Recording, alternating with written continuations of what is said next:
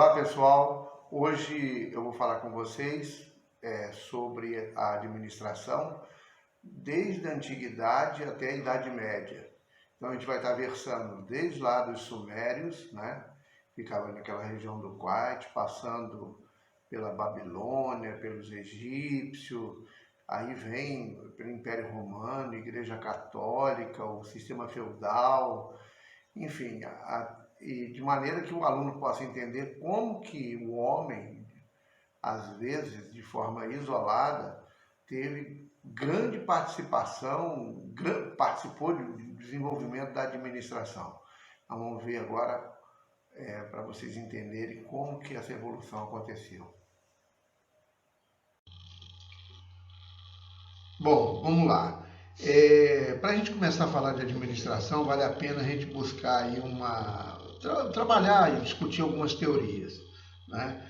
Na pré-história, os primeiros homínidos eram muito parecidos com os animais em comportamento. No processo evolucionário, a espécie de Homo sapiens evoluiu enquanto que os outros desapareceram. A partir do momento que a dieta humana passou também a ser vegetariana, naturalmente houve uma redução do maxilar, que antes era para rasgar carne de suas presas. Então o homem deixou de ser totalmente carnívoro e passou a ser coletor. E aí ele permitiu que o cérebro desenvolvesse.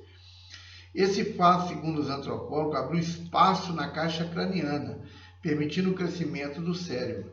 Essa é uma das teorias sobre a evolução humana em relação aos outros animais, né? Bom, a partir daí, o que aconteceu com os seres humanos? Eles começaram a questionar, por exemplo, a tudo que eles viam em volta. A astronomia, por exemplo, surgiu a partir do momento que ele observava o céu, as estrelas, a lua. A antropologia foi quando ele começou a questionar a sua origem, quando ele via, por exemplo, um osso, um crânio, né, guardados dentro de uma caverna. E também a biologia, quando ele olhava para uma semente, podia gerar uma árvore. Quando ele abatia uma caça, saía sangue. Quando ele se feria, saía sangue também. Então ele começou a ter informações de como que a vida funcionava, né? Bom, esses três campos do conhecimento deu origem a três ciências mães, que é a astronomia, a antropologia e a biologia. Bom, à medida que o homem foi evoluindo, ele precisou organizar esse conhecimento. Para quê? Para ele poder armazenar e poder passar para os outros, né? Quando ele faz isso, surgem as ciências exatas e as ciências sociais. As ciências exatas, elas explicam os fenômenos da natureza, enquanto que as ciências sociais, elas explicam os fenômenos do comportamento do homem, né? Como é que a gente se comporta socialmente. E dentro das ciências sociais nós temos sociologia, administração, psicologia, economia, direito, filosofia, geografia, história. E a administração é uma ciência que surgiu daí, ciência social, que ela advém do comportamento do homem. E a administração será o foco do nosso estudo daqui para frente. Bom, para estudar administração é importante a gente conhecer, saber mais ou menos como é que ela funciona. A administração, como nós dissemos, é uma ciência social e ela funciona em cima de um ambiente organizado com o ser humano fazendo a gestão, ou seja, fazendo a coisa acontecer.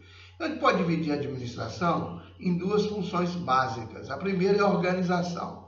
A organização é composta da previsão, é você enxergar o futuro, né? Planejamento é você decidir hoje o que você vai fazer amanhã, e na hora que chegar o momento planejado, você implementa. Então nós temos previsão, planejamento e implementação.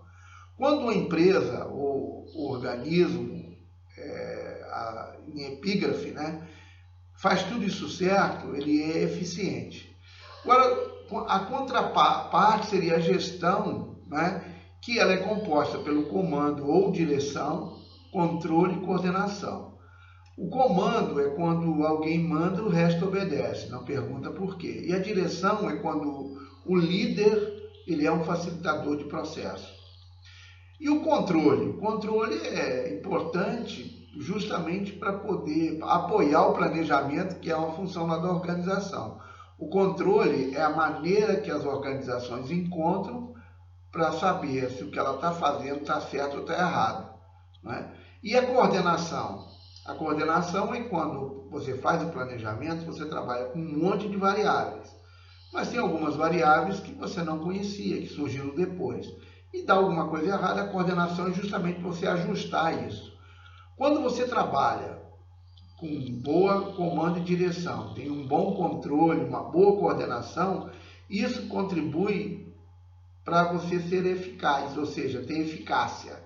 Então, se a gente combinar eficiência com eficácia de uma forma bastante objetiva, a empresa ou o organismo a ser administrado aumenta a produtividade. E aumento da produtividade nada mais é do que o principal, que é a administração, é o objetivo da administração. Então, o aumento da produtividade é resultado de uma boa administração. Bom, fundamentos da administração. Conceito de administração, diferente sentido dessa palavra, né? Para administração, ela tem um monte de sentido. Ela pode ter um sentido da máquina administrativa, dirigir, comandar, coordenar e acompanhar e controlar o trabalho que deve ser realizado pelos subordinados, se é administração. Atividade meio, é o mecanismo que você utiliza para atingir as atividades fins. Como profissão, ela também foi regulamentada pela Lei 4769, de 9 de setembro de 1965, isso todo administrador tem que saber que dia 9 de setembro é o dia do administrador. Agora vamos falar um pouquinho sobre o conceito de administração. O que é um conceito? É o que a maioria pensa sobre alguma coisa. Então nós podemos dizer que a administração é um conjunto de métodos e técnicas, né, empregado para a racional funcionalização dos recursos. Que recursos são esses? Recursos humanos, materiais, tecnológicos, energéticos, o know-how específico da empresa, conjunto de conhecimentos que é dominado pela empresa para produzir um produto ou um serviço, né? Isso tudo objetivando gerir um organismo, que é a empresa, de forma a levá-lo com menor dispêndio, custo, né, e risco à realização dos propósitos que justificaram sua criação.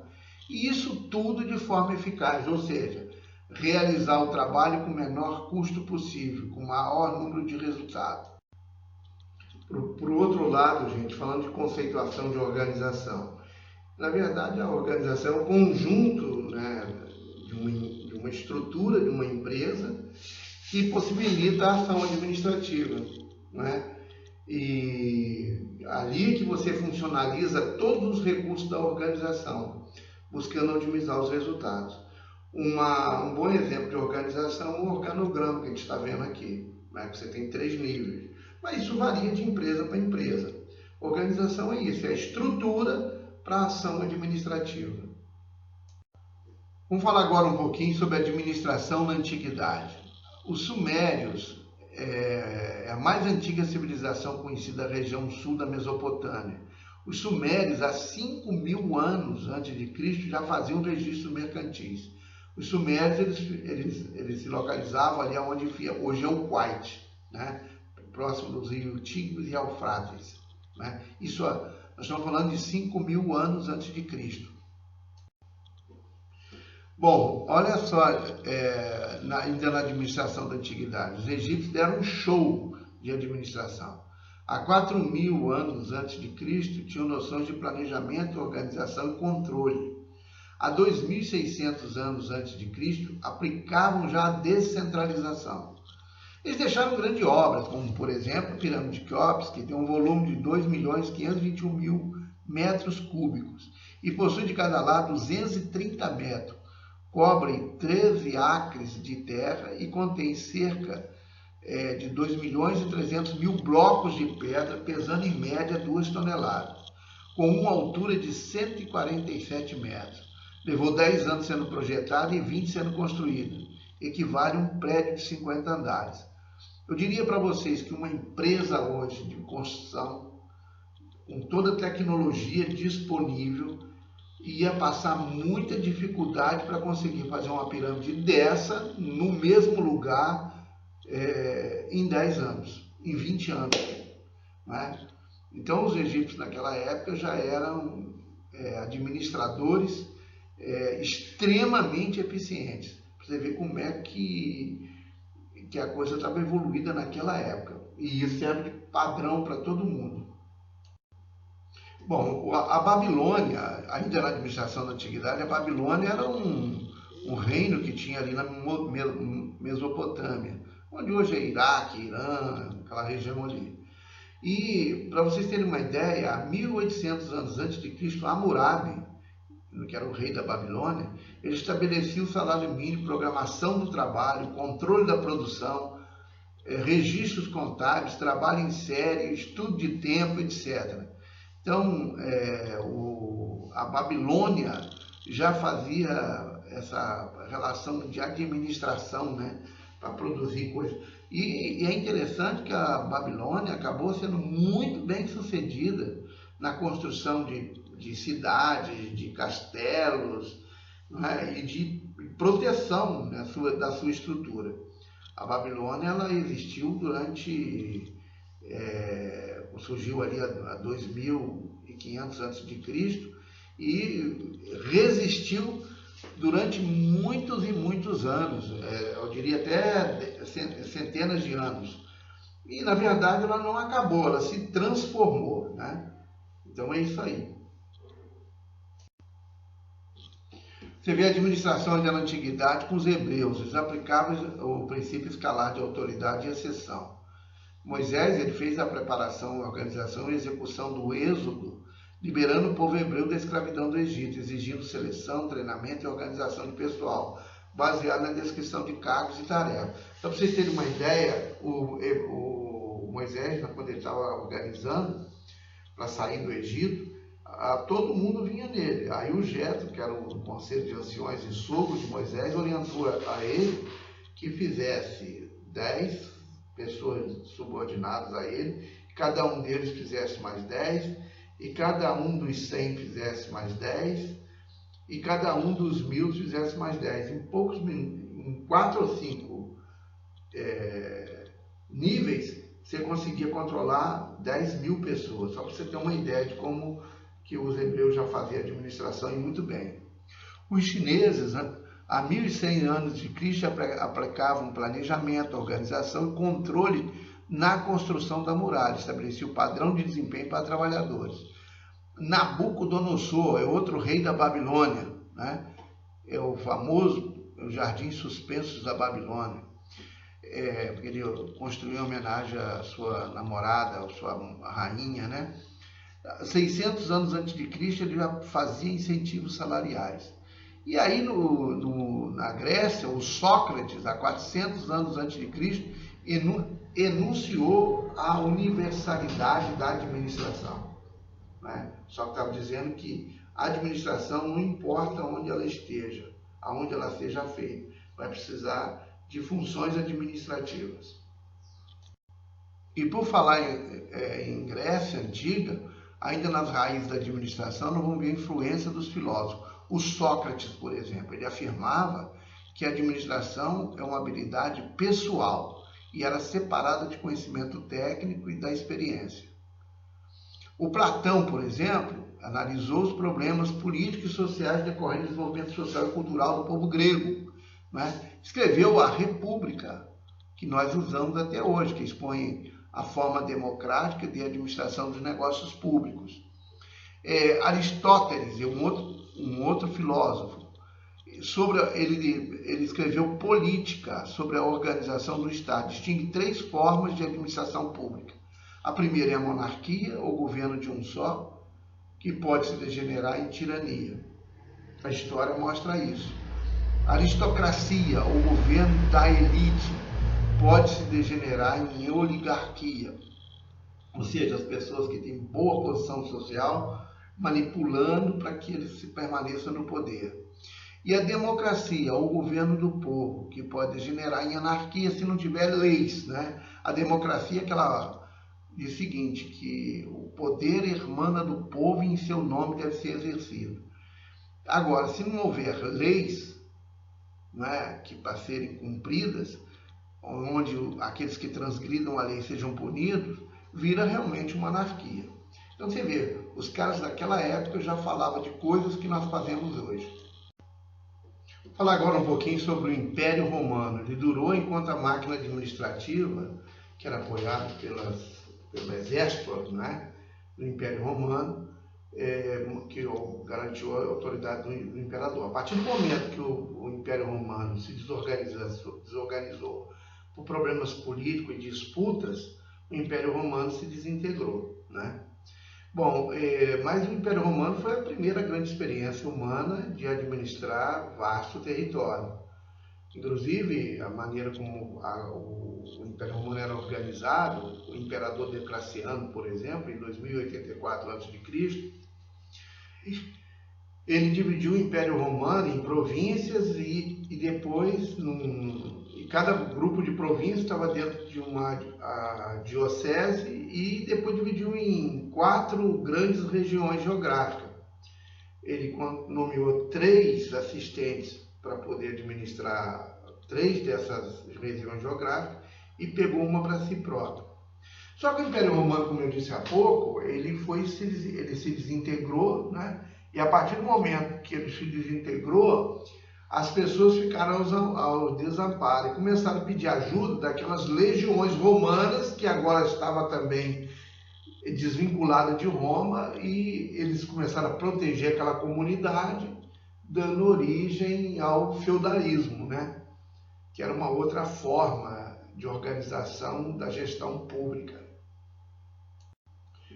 O feudalismo era um sistema de organização escalar, com diversos níveis de autoridade, do senhor, que era o nobre, ao servo. Aí era mais ou menos assim, descentralizava as atividades operacionais e aumentava muito a autoridade máxima dos nobres, né? Que dava responsabilidade sem autoridade, né? E porque os nobres supunham que todas as pessoas que trabalhavam com eles eram felizes, né? E que havia interesse comum, né? de relações de dependência. Para um nobre administrar um castelo era dirigir, né? O castelo de forma que ficava disputando jogos, né? Quem cavalgava mais, participar de torneio, caçar, fazer constante treinamento da guerra, não é? E lutando em disputa com outros nobres. Só que acontecia o seguinte, na hora que vinha uma guerra mesmo, né, quem ia para frente de batalha não eram eles, né?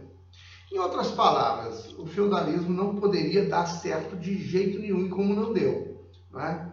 Porque era a autoridade máxima e a responsabilidade mínima. O cara fazia o que queria. Bom, gente, olha só, os otomanos, eles queriam invadir o Mediterrâneo, eles já tinham invadido a Constantinopla, né? Tinha tomado Constantinopla, e a ideia deles era tomar a ilha de Chipre, que ficava ali próximo da Itália, para montar ali um posto, e a partir dali eles se organizavam para atacar e dominar o resto da Europa. O que a Europa fez? Se organizou em torno de um principado, que era Veneza, né? E que já existia um arsenal, só que aí melhoraram muito o arsenal. O arsenal chegou a empregar 3.600 homens, construindo armas de guerra, construindo navios, enfim. Para vocês terem uma ideia de que era o arsenal de Veneza, em 1574, quando Henrique III da França visitou Veneza, uma galera foi montada, equipada, armada e lançada ao mar no período de 1 hora. Não é? E graças a esses navios que Veneza desenvolveu, inclusive uns navios com uma quilha especial,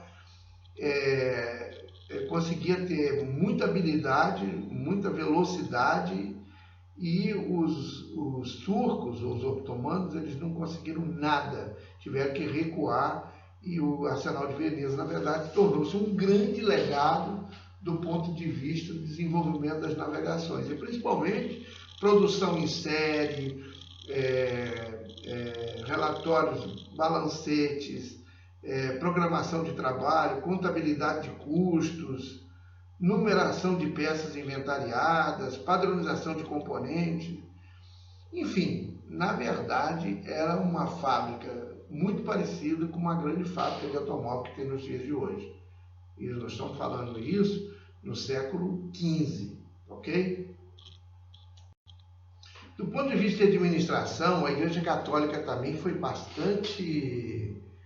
contribuiu bastante para a evolução. Com a queda do Império Romano, a Igreja Católica, que já era a religião oficial do Império Romano, ela se encolheu para Roma, se organizou, não é? E aperfeiçoou a técnica administrativa dos romanos e, se utilizando da fé, né, ela foi tomando, aí era mais ou menos assim, ou ela dominava pelo amor ou pela dor. Ela tinha uma estrutura militar muito bem equipada, e ela ia chegando e foi ampliando o seu domínio. A Igreja Católica chegou a dominar os territórios de forma muito parecida com o Império Romano. Inclusive, países da América Central, da América do Sul, depois que houve as descobertas, esses países também passaram a ser dominados pela Igreja Católica, não é? E a Igreja Católica depois ela apoiava, por exemplo, no Império as monarquias, o rei que era católico, que apoiava a igreja, mandava, ele era apoiado pela igreja e ele acabava dominando os feudos que existiam em volta e anexando o seu reino.